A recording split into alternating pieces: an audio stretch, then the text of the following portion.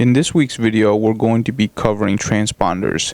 That's a question that's been coming up lately a lot in our Facebook accounts and also on our emails. So we're just going to go ahead and briefly cover that subject. So when you purchase a iLap transponder from their website, this is the product that you will get. Make sure to tell in the comments specifically that you want one that's going to go on a drone, a quadcopter, or a multi-rotor. Otherwise, they might send you the wrong version. It says that on the website, so just watch out for that. So basically, all this is a RF transponder that is already pre-wired with a servo connector. You'll notice that if you zoom in here that it only has ground and power.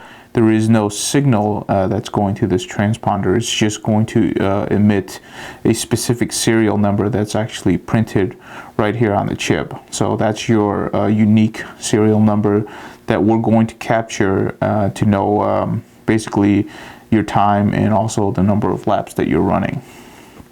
So fairly simple. This operates on 5 volts. So I'll show you an example of that right now on a quad. Move that aside.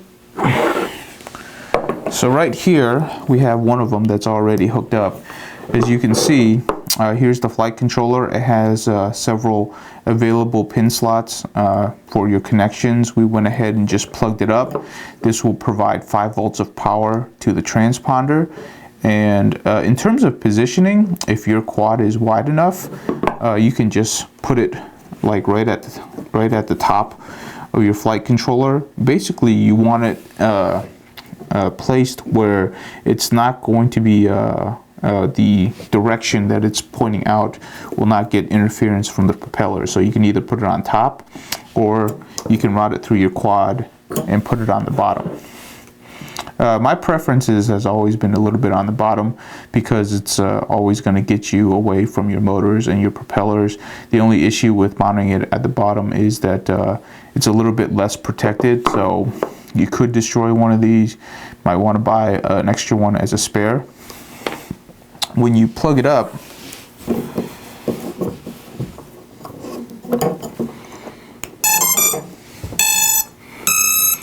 when you plug one of these up, you'll notice that there will be a light that will blink. So that will tell you that your transponder is working. When you go to an event, the organizer, the race director will ask you to come with your quad, plug it up. This will start transmitting, and then we'll set your profile to this serial ID, and then we'll know what ID you'll be racing on for the rest of the race.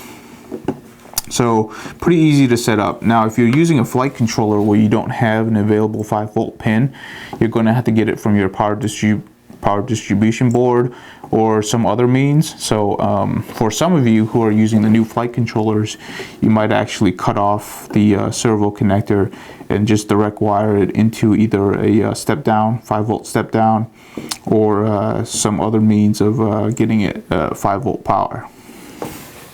So before we wrap up this section on transponders, basically what you have is you're going to have a series of sensors that's going to be lining the timing gate. It's going to look something like this. These are the sensors that will be listening for the transponder, and as you fly by, you want this to be pointing at the timing gate. You want this to be pointing at the sensor so that as you fly by, it has the best chance to receive that signal, and then we can record your times. But it's not a 100% guarantee. That's why we still use spotters.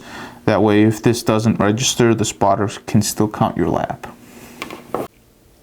So the transponder that we just covered, that is the official transponder that you can get off the iLap website.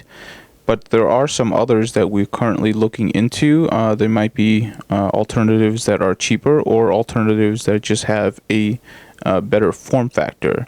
So we'll definitely keep you posted if we find something that we think is competitive to the official transponder model.